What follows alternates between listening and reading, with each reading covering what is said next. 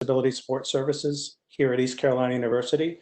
I've been at ECU for about 27 years. And for the last 8 years, I've been had the privilege to work in disability support services.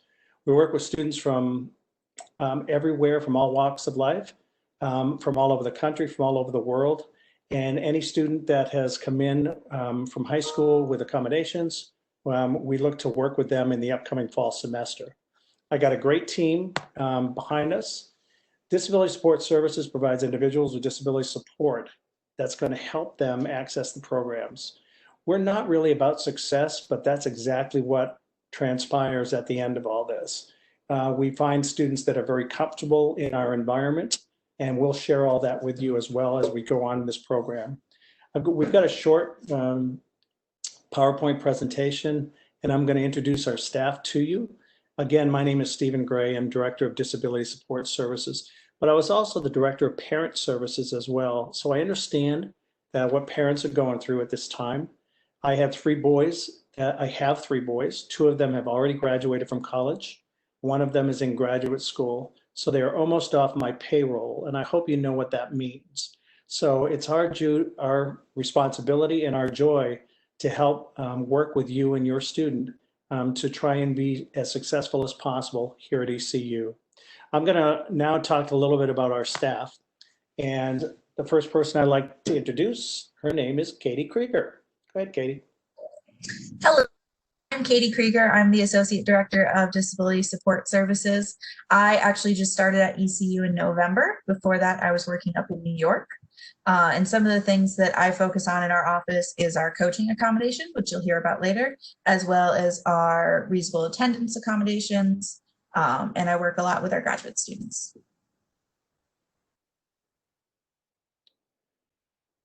And then Nancy Usherman is our Assistant Director.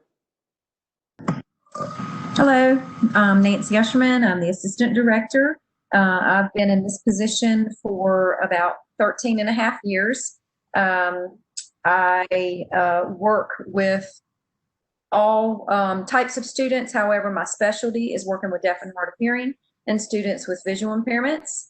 And as Stephen mentioned, I too am a parent of college students. I have two pirates right now that are on campus, and one is starting graduate school this fall. The other one is a rising senior. So I feel what it's like, or I've experienced what it's like having students come to college for the first time. So she feels your angst. Yes, yes, indeed. And we are here to help in any way that we can, and we look forward to meeting with you and your students over the coming weeks and months. And next, lastly on the panel is Chrissy Page. Hi, everyone. I'm Chrissy Page. I'm the testing coordinator here at DSS. I've been with ECU for about 7 years now, and 2 of those are with DSS. My job is to mostly work with the students and staff and faculty, making sure that the students' requests are put into the system, and I reach out to the professors to request the exams for the students. And make sure that everything's set and ready for them when they come to our office, so that their stress levels are as low as possible and that they can feel as confident in taking their tests as they can. And Chrissy said it very well when she said the stress level as low as possible. And that's sort of our goal here too, is to help you parents realize that let us take the stress on so that you can have a little bit of break. We know that during this COVID times, it's been very difficult. We understand that.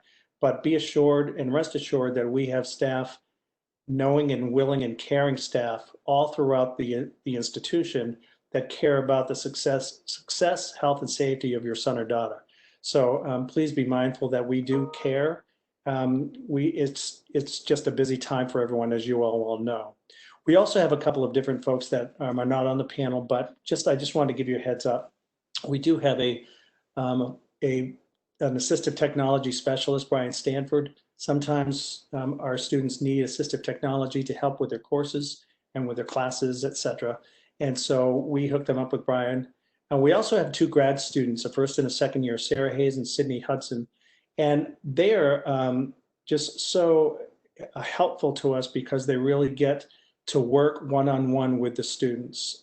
If they have executive functioning issues, or if they have time management situations, or if they just need someone to talk with about a situation on a college level.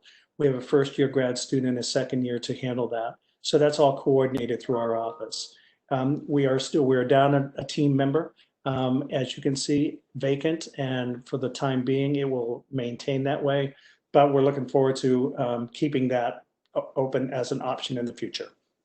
So let's get on and talk a little bit about what we do and why we do it. And there we go. Sorry. I'm going to turn this one over to Katie. So some of the most common disability diagnoses that we see in our office are the ADHD or attention deficit hyperactive disorder, or any of the learning disabilities that we have listed here, which could be dyslexia, it could be a math calculation or a reading disorder. Those are the most common things we see. We also see students with medical conditions such as a seizure disorder, or students that come to us for either a temporary or longer term accommodation for a concussion or a traumatic brain injury. We have a couple more on our list. One of the other categories that we see quite a number of students with are students with any kind of mental health diagnosis. So it could be our students with anxiety and depression. We see students who are veterans who come in with PTSD. We also see students who are not veterans that come in with PTSD. As Nancy mentioned earlier, she focuses a lot on our population of students with either visual impairments or hearing impairments. She is our in-house expert on that, and she does a great job with those students. We do see some students with diabetes or physical or mobility limitations, and many, many more things that it would take us far too many slides to introduce all of them. But we like to kind of give an overview to let people know that there are a lot of things that constitute a disability that you may not think of right away. Thank you. Some of the common accommodations that we deal with, and I'll talk a little bit about housing. We do have accessible rooms. Sometimes we have students with mobility issues that need a ground floor, or they need a single room for because of the nature of the equipment that they bring for their noted disability. We also have, for deaf and hard of hearing, we have accessible fire alarms that are strobed. So we'll put them into that located room. As long as we know ahead of time, we can make that happen for sure. And also other accommodations as needed. During the COVID times, as people are anxious, and we get that and we understand that. And we are at full capacity in housing this year. We are ready and able to work with the students on August the 10th. That's when we start campus and housing. So be mindful that it's going to take all of us to cooperate together, but we can work with you and housing if there is a need. Next. In my position with testing, it's job to make sure that every student receives their accommodation coming into our center. So some of the most common are extended time, making sure that they're getting the extra time when they're taking their tests, making sure that when they are taking the test, that is low distraction as possible. We do offer other things like Read and Write Gold. We do assistance with bubbling for students who in high school use the accommodation of writing on the tests. As well as like Nancy working with our deaf and hard of hearing and our visually impaired, we do have a Braille so that we can accommodate them, making sure that their tests and notes are Brailled in time, increasing the font for those that need that. So some of those are the most common. Thank you. And lastly on this one. Okay, so some accommodations occur actually in the classroom. What Stephen and Chrissy just mentioned were accommodations that take place outside of the classroom. So some of our students, depending on the type of disability, may need in-class accommodations such as equipment. Like we have students that for various reasons may need to use a laptop or a note-taking tool in the classroom. We have students with visual impairments that may use various types of assistive technology in the classroom that allow them to see the board, to see what the professor is putting on the overhead projector, that type of thing. And then, of course, a deaf and hard of hearing student, we may either have a sign language interpreter physically in the classroom, or we may have someone providing transcriptions, and that can be either face-to-face or remote with technology that we have available now. So we like to meet with our students and find out what their individual needs are. While we have a lot of common accommodations that you may find at any college or university, we meet with our students one-on-one to find out what their specific needs are, and we can tailor accommodations based on their needs. Thank you. Appreciate that. So as I mentioned in my introduction, coaching is one of the accommodations that I manage. And there's a lot of things that go into coaching. Coaching is a program that we do to support students that need assistance with executive function. So organizing their materials, keeping track of due dates, kind of all those things that some of us take for granted, but for some of our students, it's very difficult. So we can work with them to set up a planner or a digital calendar for our students that tend to lose a planner, like some of us did all through high school. We can also work with those students to work out how to manage their time. So once we've set up, okay, here's all your assignments laid out for the semester, but now where are you going to find the time to get them done? So we'll sit down with students and talk about, okay, well, this is a longer paper, so let's think about how much time you need to complete that versus this is a 100-word journal assignment and how much time you need to complete that. We also work with students on study strategies, so tips for memorization-based exams versus tips for exams that might be more analysis and critical thinking. We do offer referrals to the Pirate Academic Success Center or other places as needed. There's always things that come up when we're working with students that don't necessarily fall under what we do, but we're always happy to make sure we connect students to the right place. One of the things our grad students have been working on more is communication support. We have a lot of students that have a question or a concern and they're just not sure how to address it.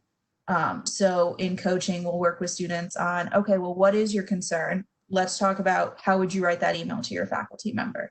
Let's draft it together. Let's talk about why this is or isn't something that's appropriate, and let's work on that. There's a couple things that coaching is not, and it's important for us to kind of note that difference. We are not academic tutoring. That is what our Pirate Academic Success Center is for, and they do an incredible job. So we make sure to refer students there and help them set up an appointment if needed, if they have a specific academic need. We are also not advisors. So you don't want to trust us for your course selection. We're always happy to talk to you about, oh, okay, well, you know, you've always noted that you do better in the afternoon. So why don't you look at afternoon-based courses when you're planning your schedule? However, we are not the ones to set up your schedule or give you the approval to take specific classes. We are also not a counseling center. We have a wonderful counseling center. I think they were on either earlier today or they're on later this afternoon. But they provide wonderful services. They are within eyesight of our door. So we're always happy to point students the right direction or walk them over as needed. Coaching is something that both Stephen, Nancy, and myself do in the office, as well as our graduate students. And then when we fill that vacant spot, that person will also be coaching for us. And I also want to reiterate too about from a counseling perspective, a lot of times the parents will tell the student, go see your advisor. And because of the relationships that we develop with our students, they tend to refer to us as their advisor for a lot of different things. So we do give them advice. We are just not held to it. We're not held to the academic standard that our academic advisors give because they're absolutely trained in what their work is. We are academic suggestors a lot of the times, but we do work with the advisors to try and get to make sure that the student is on the right track. So I just wanted to point that out as well. Okay, requesting accommodation. I'm going to talk a little bit about this. Well, actually, Chrissy's going to talk a little bit about this, and then we're going to get a little bit more specific toward the end. But go ahead, Chrissy, take it. So we try to make requesting accommodations as seamless as possible because let's face it, students have enough stress as it is transitioning from high school to college. So we have made it so that you can easily visit our website and do everything virtual and online. So later on, we'll show a demo exactly where to go on our website. But it's a one-stop shop. You will click on the link and it'll take you to an application. And there you're simply going to enter all your basic info, your name, date of birth, banner ID, what accommodations you're needing, the nature of your disability. And we've made it so that you can now upload your documentation in that same spot. So now we have the request and the documentation in the same spot. So we don't have to go here and here and here trying to match up everything. So Nancy is actually going to lead you into what exactly the documentation is and necessary. All right, thank you, Chrissy. So on our website, which Stephen is going to show you at the end of the presentation, there is a list of disabilities kind of broken down by category and what supporting documentation may look like for those specific types of disabilities.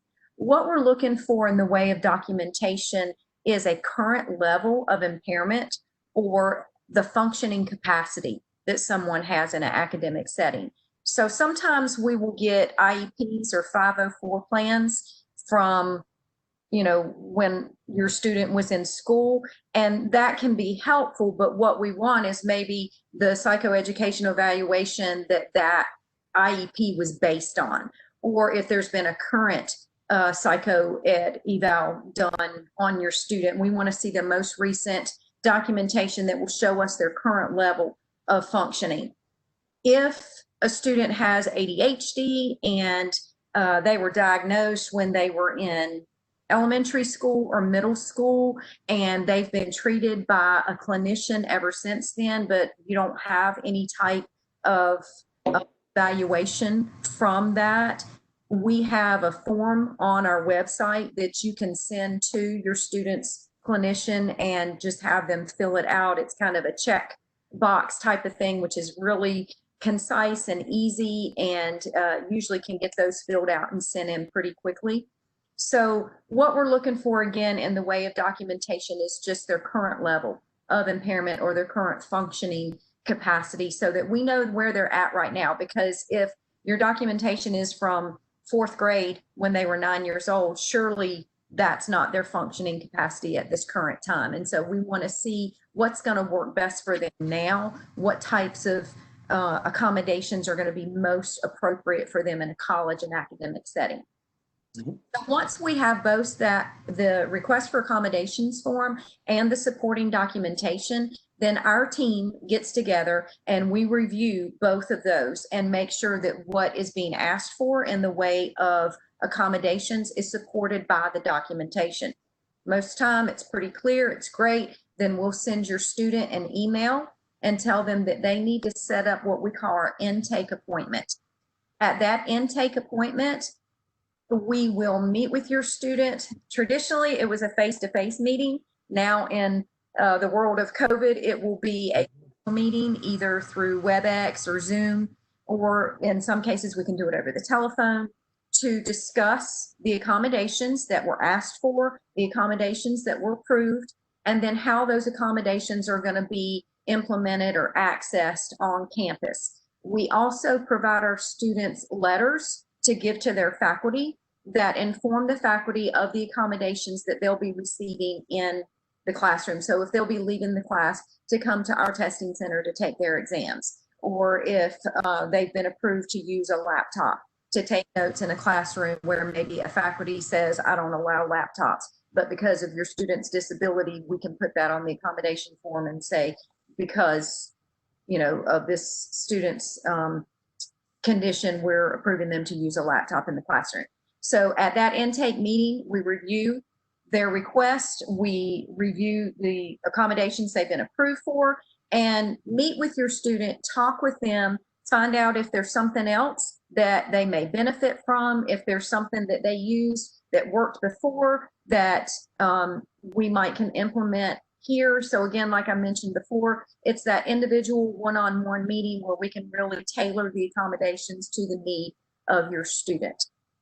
And so once that intake appointment is completed, Then we give them their letters, their accommodations are implemented. And once your student is registered with us, they're registered with us for their entire academic career. So they don't have to re-register every semester. However, they will get new letters every semester. So if in a traditional school year environment, they would come to our office and pick up letters. Now we'll probably be sending those out to them so that they can forward them on to their faculty. And another question that I often get from students is, what if I only want to use my accommodations in 1 or 2 classes? That's fine. You've been approved for these accommodations. You use them how you need them. And that's one of the differences between high school and college. Is in high school, a lot of times kids, their accommodations were carte blanche for all of their classes. In high school, in college, if they want to use their testing accommodations for a really tough chemistry class or biology class, then they can come take their exams for those specific classes. But if they're COAD 1000 or their music appreciation class, they don't feel like they need to use their accommodations for that, then they don't have to. They use it as they need it. Okay. Did anyone want to chime in and add anything there that I might have missed? Just one thing too is that any form of documentation that is provided to us, it goes into a locked database. I mean, there are only about 10 people at the university alone that have access to this documentation. So it's on a confidential level, because it's under the ADA, required to have that as a confidential. So anything that you submit stays in your student's file, and no one sees it except the individuals that are working with that student. So I just wanted to reiterate that. Also, secondly, too, is that sometimes in high school, when they're going to take a test, they get up from the classroom and they walk across in front of everyone. Everyone knows where that student is going. Well, in college, it's a little bit different. You wouldn't go to class at that time. You would just come to our testing center, because we will have already arranged that with the faculty. So, and Chrissy's going to get into that a little bit more as well. Okay, yada, yada, boom. Okay, and that's why leads us to Chrissy talking about testing. So a little bit about testing. In our testing offices, we have 3 rooms that have 20 with partitions that divide each desk out. However, due to COVID, when we return to the office, we are going to be operating at a limited capacity where we restrict the amount of students that are going to be in each of those rooms. To rest assured that before and after each student comes in, we will be cleaning, we will be sanitizing, and making sure that each cubicle is safely cleaned and sanitized. We will have a separate office as well that we will utilize for any of our students that are immunocompromised and will be more comfortable if they are in their own room with no other person as well. Each of the computers that we have in the testing rooms are all equipped with Read and Write Gold, lockdown browser, which is something a lot of our professors are going to using, especially if they allow their students to test at home and not necessarily proctored. So the lockdown browser pretty much keeps them from being able to go from browser to browser. They're strictly to stay on that one page. All of Microsoft Office software is loaded onto that, as well as the internet, and we have headphones for those that need them. For our visually impaired, we have one room that specifically has JAWS and Magic, as well as a large screen size for those students. We utilize a CCTV so that they can zoom in further on paper copy. Some important test information for your student, and we'll go over all of this when they have their intake appointments. But we utilize a test request system where the student will go in and they will enter in all the pertinent information for me to know. So what day they want to test, what time they want to take that test, who the professor is, what class it's for, and how long the class gets. That's how I know how much extra time that they need when they come to me to take that exam.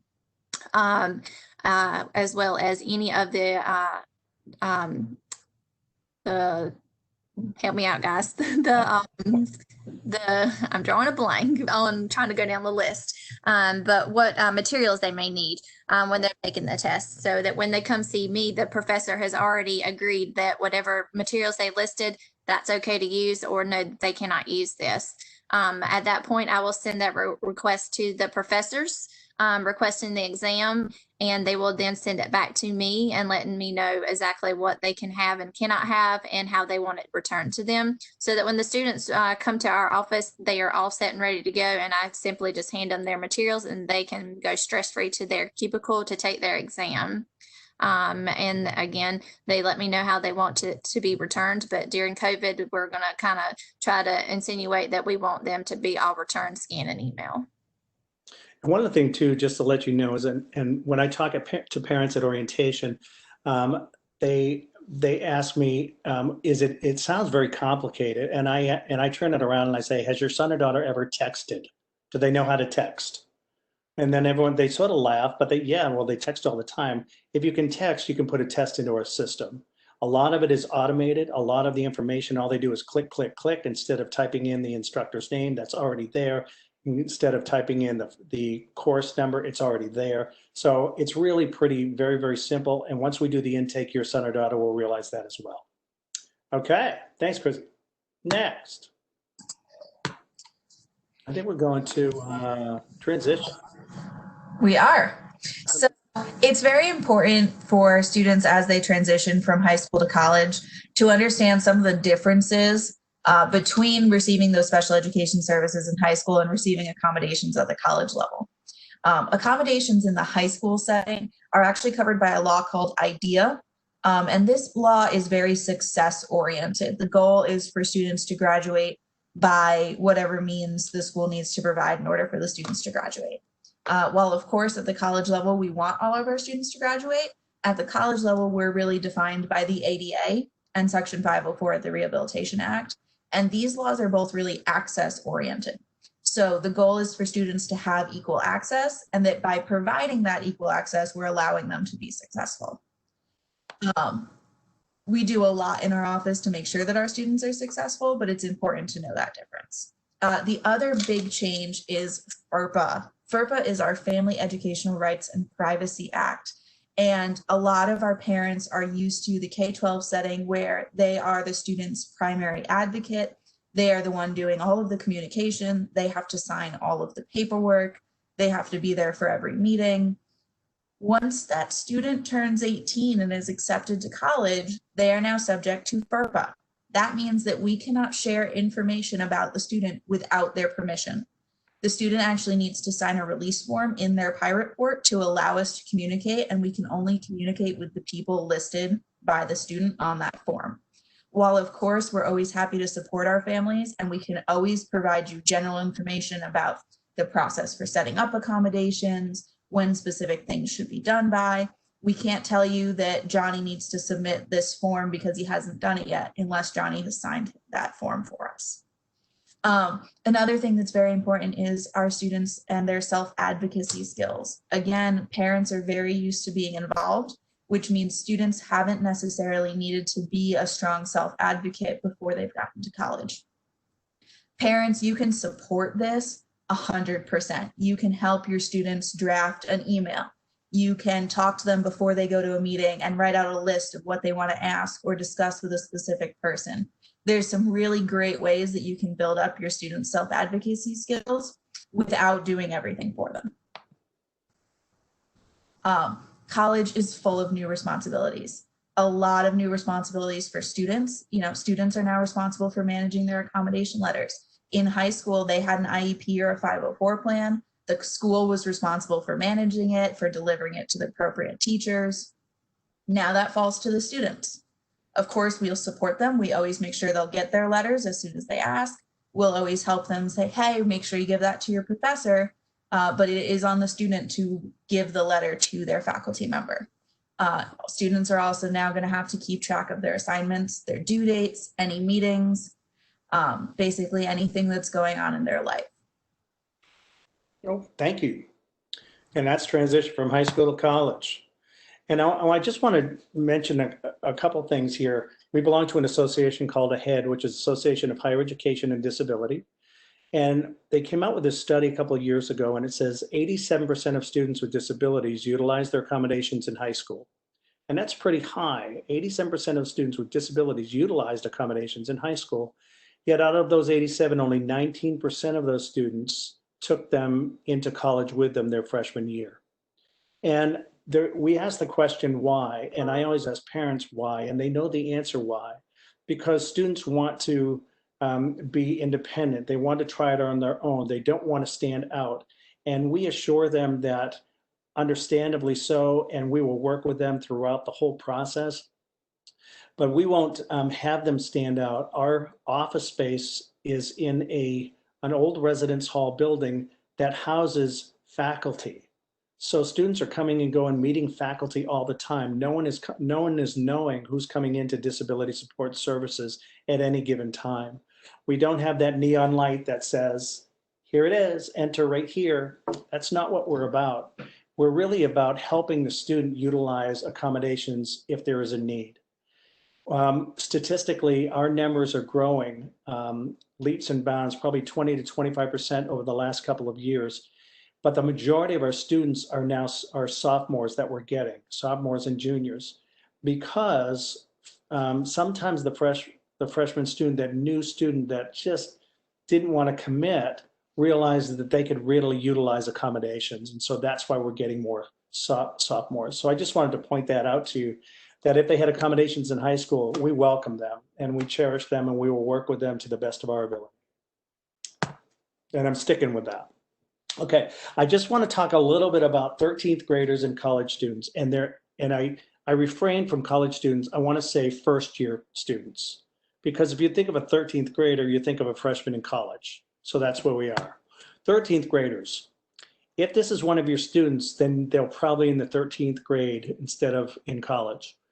You are parents, you are making appointments for all of their health, academic, and housing needs. The student relies on others for direction. They are easily peer influenced.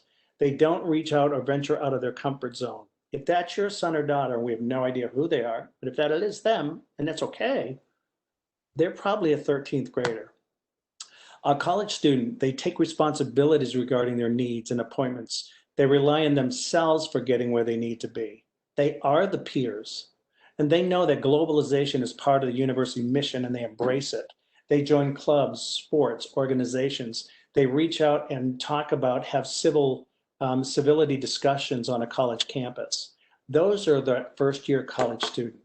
And if they're still 13th graders, they grow into that as well.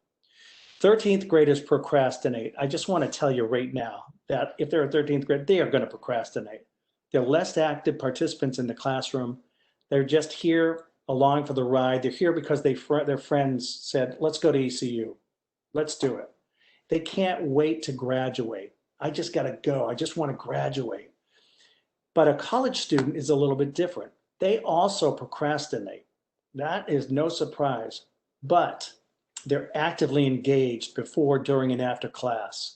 You have to be, one of my phrases that I like is, you have to be rare to be recognized.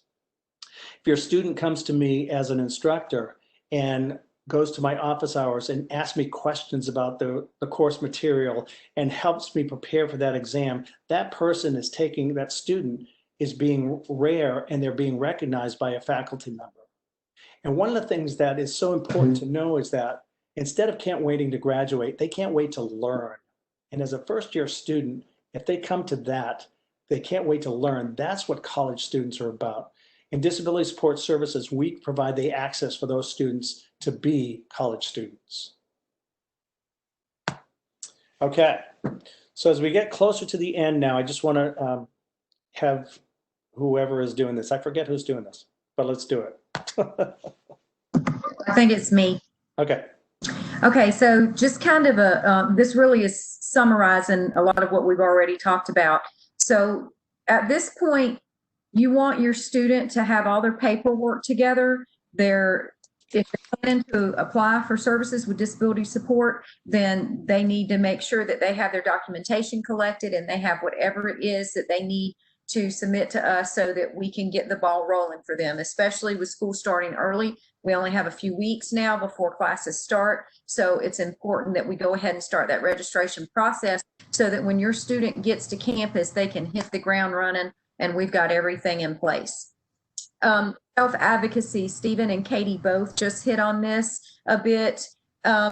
you know, they're going to be on their own now. And again, Stephen and I both have launched a couple of kids into college, and it's scary for parents to let go and maybe kick It's awesome too. I just want to share that. yeah, it can be liberating too.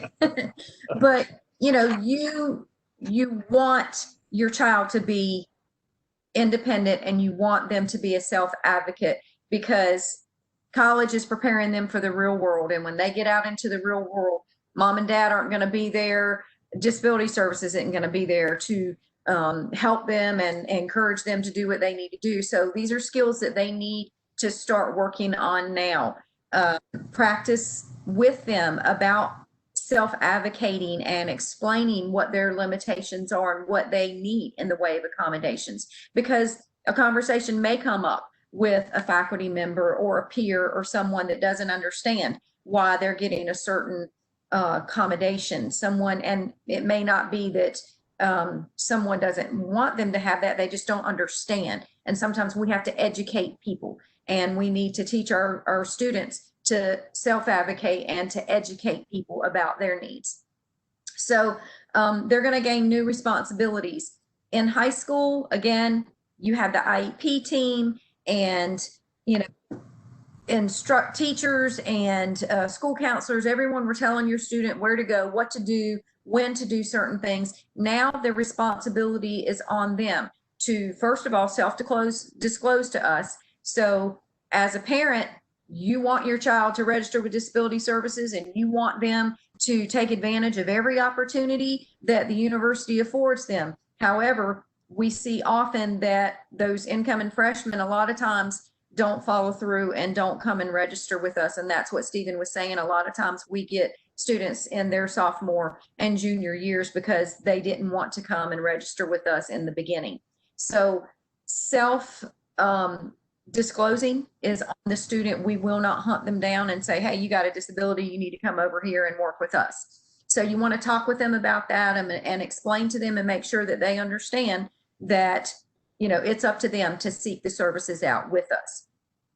Katie touched on FERPA, and I did want to add one comment there. She said that once a student turns 18, however, once a student is enrolled in an institution of higher education. So in my situation, my son came into ECU at 17 years old, just barely 17 years old. And, you know, in my opinion, that's my boy. He's not 18, and anything that goes on, I want to know. Well, the law is, unless he signs a waiver, even at 17 years old and being a minor, I can't get access to information on him without him signing that form. So I just wanted to kind of reiterate that and make sure that parents understand that it doesn't matter if they're a minor.